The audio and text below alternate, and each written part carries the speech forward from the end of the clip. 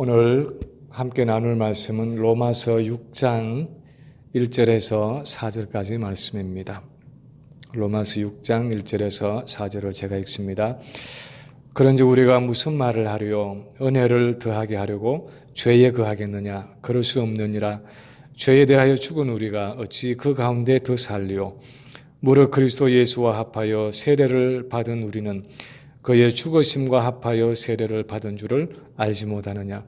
그러므로 우리가 그의 죽으심과 합하여 세례를 받음으로 그와 함께 장사되었나니 이는 아버지의 영광으로 말미암아 그리스도를 죽은 자 가운데서 살리심과 같이 우리로 또한 새 생명 가운데서 행하게 하려 함이라. 아멘.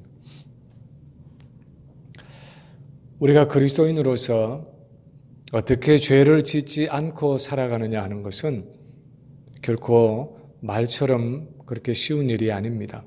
왜냐하면 예수를 믿는 우리도 여전히 마음속에 죄성을 가지고 있고 우리가 살아가는 이 세상에는 여전히 죄의 유혹과 시험이 닥쳐오기 때문입니다. 예수를 믿고 나서도 여전히 가지고 있는 분노와 혈기의 습관, 시기하고 질투하는 마음, 거짓말하는 습관, 남을 미워하는 것, 재물에 대한 탐욕, 명예욕, 권세욕 등 여러 가지 죄악된 습관들을 버리기가 쉽지 않다는 것을 발견할 때가 많습니다. 어쩌면 나이가 들면 들수록 우리는 그것을 더 깊이 실감할 때가 많습니다. 사람이 변한다는 것이 쉽지 않고 죄의 뿌리가 이렇게 깊은 것이구나 하는 사실을 새삼스레 깨달을 때가 많습니다. 어쩌면 그것은 하루아침에 해결되지 않는 우리 그리스도인들의 평생의 과제라고 말할 수 있습니다. 그러나 그 평생의 과제의 첫걸음이 어디서부터 시작되느냐 하고 물으면 아마도 오늘 본문이 나오는 로마서 6장에서부터 시작된다고 말해야 할 것입니다. 이 로마서 6장이 시작되는 배경을 보면 그리스도인이지만 죄에 대한 경각심이 별로 없이 살아가는 사람들에게 주어진 말씀이라는 사실을 엿볼 수 있습니다. 왜냐하면 첫 절인 6장 1절이 은혜를 더하게 하려고 죄에 거하겠느냐 하고 시작하고 있기 때문입니다. 아마도 5장 20절에서 죄가 더한 곳에 은혜가 더욱 넘쳤나니 하고 말한 바울의 말을 오해해서 당연히 버려야 할 죄를 버리지 않고 그 가운데서 계속 살아가면서 죄가 있는 곳에 은혜가 더욱 넘친다 하고 변명하는 일이 가능하다는 것입니다. 제가 한국에서 대학교 3학년을 마치고 유학을 와서 뉴욕 업스테이트에 있는 어느 바이블 칼리지에 다녔는데 거기에 먼저 온 한국 학생들이 몇 명 있었습니다. 그 중에 뉴욕시리에서 예전에 세속적인 삶을 살다가 회심을 하고 신학교에 온 한 청년이 있었는데 예전에 살던 그 죄악된 삶과 새로 시작된 이 사역자의 삶 사이에서 갈등하는 한 전도사님이 있었습니다. 그래서 주중에는 예전에 그 죄악된 습관을 버리지 못하고 거기에 탐닉하면서 살아가다가 주말이 되면 청소년들을 지도하는 그 사역을 앞에 놓고 다시 회개하고 준비하면서 뉴욕에 있는 교회를 다녀오는데 옆에서 가만히 지켜보면 참 극적으로 양쪽을 오가고 있었습니다. 주중에는 여전히 죄 가운데서 살아가다가 주말이 되면 그 죄를 눈물로 회개하고 찬양과 기도로 은혜가 충만해져서 교회 사역을 마치고 돌아오고 주중에는 이전에 회개한 그 똑같은 죄 속에 다시 빠져서 살아가고 하는 모습을 오랫동안 반복하고 있었습니다. 그런데 종류는 다르겠지만 우리에게도 그런 일이 가능하다는 것입니다. 예수를 믿고 나서도 여전히 옛사람의 습성을 떨쳐버리지 못하고 버렸던 그 죄를 다시 반복하고 회개하면서 십자가의 은혜를 경험하고 그리고 나서는 또다시 그 죄에 빠져들고 하는 그 죄의 사이클이 가능하다는 것입니다. 그런 그리스도인들을 향해서 바울이 말합니다. 그런지 우리가 무슨 말 하리요? 은혜를 더하게 하려고 죄에 거하겠느냐? 거기에 대한 바울의 답은 단호한 노입니다. 2절에서 그럴 수 없느니라 하고 말하고 있는데 이것은 굉장히 강한 부정입니다. 그래서 영어 성경을 보면 by no means, never 하고 번역을 하고 있는데 그 의미는 절대로 그럴 수 없다 하는 뜻입니다. 세상에는 그러지 말아야 하지만 그럴 수 있는 일들이 있습니다. 그냥 이해해 주어야 하는 일들이 있습니다. 사람이 살다 보면 뭐 그럴 수도 있지 하고 수용해야 할 일들이 있습니다. 그런데 바울은 이것은 그런 종류의 일이 아니라는 것입니다. 그리스도인으로서 여전히 죄 가운데 거하는 이것은 그럴 수 없는 일이라는 것입니다. 그런 일이 일어날 수 없다는 의미가 아니라 실제적으로 그런 일이 얼마든지 일어날 수는 있지만 우리 그리스도인들이 그것을 당연하게 여겨야 할 일은 아니라는 것입니다. 그것을 어쩔 수 없는 일인 것처럼 자포자기하고 그것에 순응해야 할 일이 아니라는 것입니다. 그 이유를 2절 후반에서 말하고 있습니다. 죄에 대하여 죽은 우리가 어찌 그 가운데 더 살리요. 아무리 회개의 은혜가 있고 그 회개를 통해서 절실한 마음이 더 강해진다고 하더라도 그리스도인인 우리가 여전히 죄 가운데서 살아갈 수 없는 이유는 우리는 죄에 대해서 죽었다는 사실 때문이라는 것입니다. 우리 그리스도인은 죄에 대해서 죽었다는 것입니다. 그래서 계속해서 죄 가운데 살아가는 것은 더 이상 있어서는 안 될 일이라는 것입니다. 우리 그리스도인은 죄에 대해서 죽었다 하는 이 말에 대해서 많은 신학자들이 여러 이야기들을 해왔습니다. 어떤 이들은 우리가 죄에 대해서 죽었다는 것은 예수를 믿고 나서 우리 안에 있던 죄의 성향이 없어졌다는 것을 의미한다고 주장했습니다. 그래서 예전에 가지고 있던 탐심이나 교만이나 미움이 이제 더 이상 느껴지지 않는 것이라고 설명했습니다. 그런데 문제는 우리 많은 그리스도인들이 예수를 믿고 나서도 여전히 마음의 탐심을 느끼고 거짓됨을 느끼고 육신의 정욕을 느끼며 살아가고 있다는 것입니다. 어떤 이들은 마치 죽은 사람이 외부의 자극에 이제는 전혀 반응하지 않는 것처럼 우리가 죄에 대해서 죽었다는 것은 예수를 믿고 나서는 죄의 유혹과 충동에 더 이상 반응하지 않게 된 것이라고 설명했습니다. 그런데 우리의 의문은 정말 그러냐 하는 것입니다. 실제로는 예수를 믿고 나서도 우리는 여전히 많은 죄의 유혹과 충동을 받으면서 그것에 반응하고 범죄하며 살아가는 것이 우리 그리스도인의 현실입니다. 또 어떤 이들은 이렇게 설명했습니다. 내가 죄에 대해서 죽었다는 것은 그리스도 예수 안에 있는 자에게는 결코 정죄함이 없다는 로마서 8장 1절의 말씀처럼 내가 짓는 죄가 더 이상 죄로 성립하지 않기 때문에 어떤 죄를 지어도 내게는 정죄함이 없다는 의미라고 해석했습니다. 그래서 그리스도인들은 더 이상 회개가 필요 없다 하고 주장하기도 했습니다. 그런데 바울은 우리 그리스도인들이 죄에 대하여 죽었다 하는 말의 의미를 3절에서 좀 더 구체적으로 설명하고 있습니다.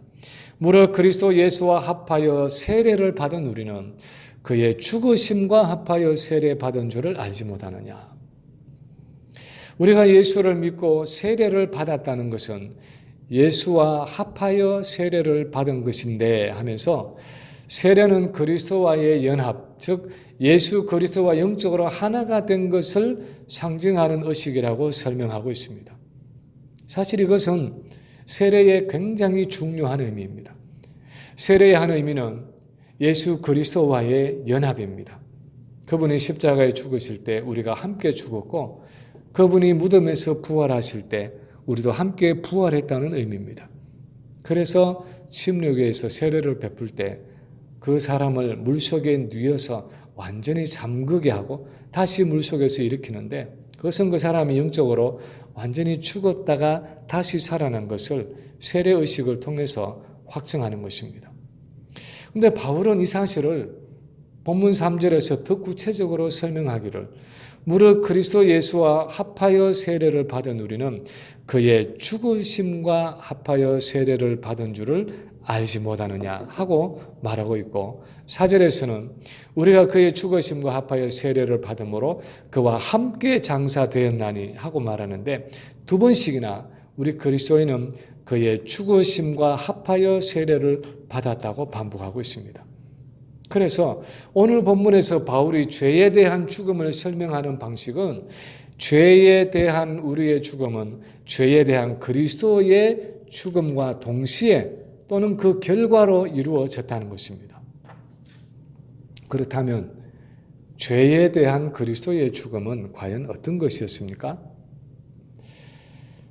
마치 때로는 우리 자녀들이 미국에 있는 좋은 학교에 다니고 부모들의 희생 때문에 사회적으로 성공했으면서도 엄마 아빠가 자기들의 교육을 위해서 어떻게 이 미국에 이민을 와서 어떤 고생을 하며 지금까지 살아왔는지를 잘 모르고 있는 경우가 많은 것처럼, 뜻밖에도 우리는 예수님이 이 땅에 몸을 입고 오셔서 우리의 죄 문제를 위해서 어떻게 이 땅을 살아가셨고 어떻게 죽으셨는지, 우리의 죄 문제를 위한 그분의 고난의 일생을 잘 모를 때가 많습니다. 예를 들어서 영원한 하나님이신 성자가 사람의 몸을 입고 이 땅에 오셨을 때 예수님은 사실 우리 죄인들을 위해 죄의 지배 속으로 들어오셨습니다. 그것을 바울은 갈라디아서 4장 4절에서 때가 참에 하나님이 그 아들을 보내사 여자에게서 나게 하시고 율법 아래에 나게 하셨다 하고 표현을 하고 있고, 로마서 8장 3절에서는 죄로 말미암아 자기 아들을 죄 있는 육신의 모양으로 보내셨다 하고 표현을 하고 있습니다. 이것은 예수님 자신에게 죄가 있었다는 의미가 아니라 사람의 몸을 입고 태어나신 예수님의 탄생 자체가 율법의 저주 아래, 다시 말해서 죄의 지배 아래에 태어나셨다는 것입니다. 그리고 예수님 자신은 죄가 없으시면서도 우리의 죄 때문에 죄의 저주 속에서 이 땅을 살아가셨습니다. 그래서 히브리서 4장 15절에 보면 그분은 우리의 대제사장으로서 우리 연약함을 다 체휼하고 공감하셨을 뿐 아니라 모든 일에 우리와 한결같이 시험을 받으셨다 하고 말하고 있습니다. 아무 죄가 없는 거룩하신 하나님이 아담의 범죄 때문에 우리 모든 죄인들이 경험하는 죄의 저주로 인한 질병과 고통과 고난을 다 겪으며 살아가셨다는 것입니다. 그래서 이사야 53장에서는 오실 메시아에 대해서 예언하기를 그는 멸시를 받아 사람들에게 버림받았으며 간고를 많이 겪었으며 질고를 아는 자라 하고 표현하고 있습니다. 간고라는 것은 근심과 슬픔 같은 어떤 정신적인 고통을 말한다면, 질고는 여러 질병으로 인한 육체적인 고통을 의미했습니다. 사실 그런 간고와 질고는 다 죄의 결과로 주어진 저주였고 고통이었는데, 예수님은 우리를 위해 죄의 저주 속에 들어오셨기 때문에 그런 고통을 몸소 겪으며 사셨다는 것입니다. 33년의 지상의 삶 속에서 그분은 우리 죄인들처럼 죄의 저주인 연약함과 질병을 경험하며 살아가셨을 뿐 아니라 그의 삶의 마지막에는 십자가 위에서 죽음의 저주를 경험하셨습니다. 사실 이것은 굉장히 특이한 일입니다. 왜냐하면 죽음이라는 것은 처음부터 오직 죄의 결과로만 주어지는 현상이었기 때문입니다. 죄의 삭선 사망이라는 로마서 6장 23절의 말씀처럼 죄를 지은 사람만이 그 죄의 결과로, 그 죄의 대가로 죽음을 경험할 수 있었습니다. 그것이 하나님의 영적인 법칙이었습니다. 그런데 아무 죄가 없으신 예수님이 십자가에서 죽을 수 있었다는 사실은 그분이 우리의 죄 때문에 율법의 저주와 사망의 지배 아래 들어와 계셨다 하는 것을 입증해 주고 있습니다. 그런데 바울이 오늘 본문에서 결정적으로 강조하고자 하는 것은 그분의 그 십자가 죽음은 언약의 대표로서 그분 자신이 죄의 지배에 대해서 죽는 사건이었을 뿐 아니라 우리 그리스도인들도 그분 안에서 그분과 함께 죽는 사건이었다는 것입니다. 죄의 지배에서 벗어나는 예수님의 죽음은 언약의 원리 안에서 바로 죄의 지배에서 벗어나는 우리의 죽음이 되었다는 것입니다. 고대 사회에서도 그랬고 심지어는 노예 해방선언이 있기 전에 미국에서도 노예는 어머니의 배 안에서부터 노예로 태어났습니다. 주인이 이 노예에 대해서 자기의 소유권을 포기하지 않는 한 이 노예는 주인의 지배에서 벗어날 길이 없었습니다. 노예가 주인의 지배에서 합법적으로 벗어나는 길은 단 한 가지밖에 없었습니다. 그것은 이 노예가 죽는 길이었습니다. 주인에게 종노릇 하던 그 노예가 죽으면 그 노예에 대한 주인의 소유권과 지배가 끝나는 것이었습니다. 마찬가지로 지금 바울이 전달하고자 하는 개념은 아담의 범죄로 인해서 죄가 아담 안에 있는 우리 모두에게 평생 왕권을 행사해 왔지만 이제 예수 그리스도가 우리를 위해 죄의 지배와 저주 속으로 들어오셔서 우리 언약의 대표로서 죄의 세력에 대해서 죽으셨을 때 그분 안에 있던 우리 모두가 그분과 함께 죽어서 죄의 지배에서 벗어나게 되었다는 것입니다. 우리는 주변에서 탈북자들에 대한 이야기를 가끔씩 듣습니다. 한국의 뉴스를 통해서나 주변의 사람들을 통해서 북한의 공산주의 독재를 견디다 못해서 자유를 찾아 남쪽으로 넘어오는 사람들의 이야기를 듣습니다. 그런데 만약 탈북자 중에 임신한 어떤 어머니가 뱃속에 아이를 가진 채로 탈북을 했다고 가정을 해보십시오. 엄마의 뱃속에 있는 그 아이가 탈북을 위해서 한 것은 아무것도 없습니다. 엄마가 위험을 무릅쓰고 목숨을 걸고 그 죽음의 땅을 탈출한 것입니다. 그런데 아이는 그 엄마의 뱃속에 있었다는 사실 하나만으로 그 죽음의 땅을 함께 벗어난 것입니다. 그 아이는 나중에 태어나서 크고 나면 엄마의 그 이야기를 듣고 자신이 원래는 북한 땅에 있었는데 탈북한 엄마 때문에 그 죽음의 땅을 벗어나게 된 것을 알게 되는 것입니다.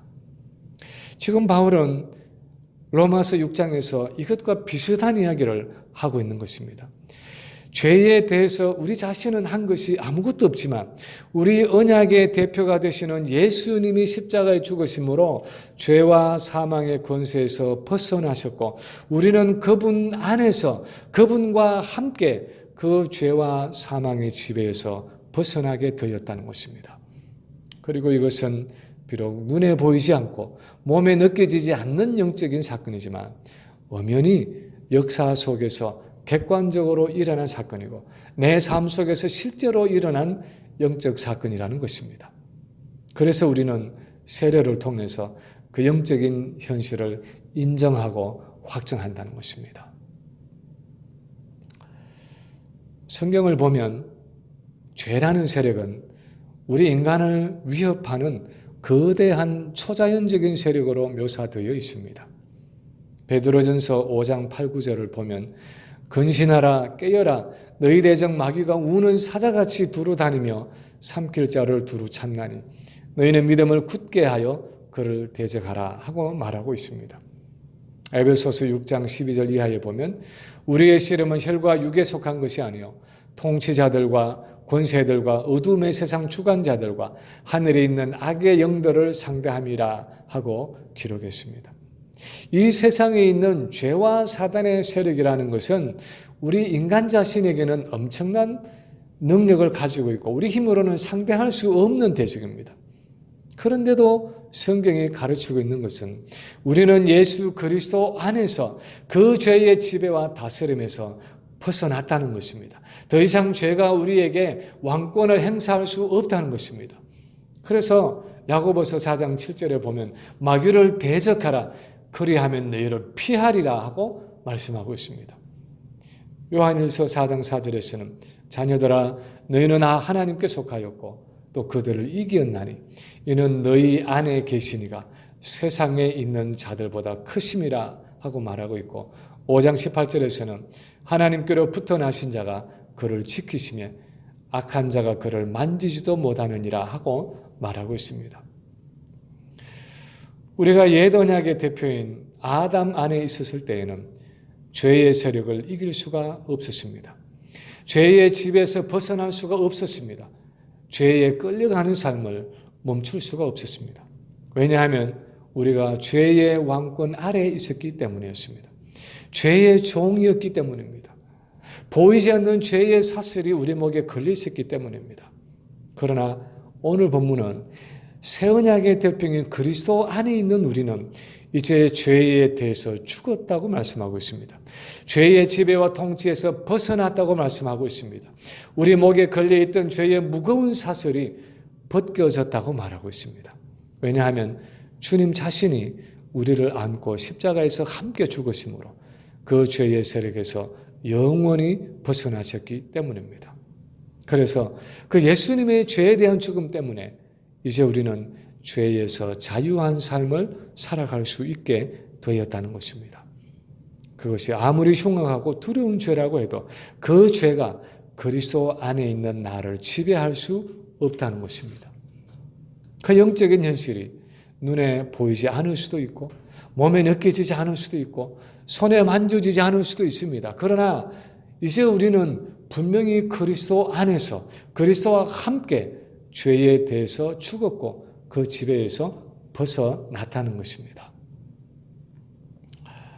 어떤 조류학자들이 실험을 했습니다. 하늘을 날던 독수리를 잡아서 마치 닭처럼 다리를 줄로 묶어서 말뚝에 메어놓고 먹이를 주면서 키웠습니다. 마치 닭을 키우듯이 그렇게 먹이를 던져주며 길을 들였습니다.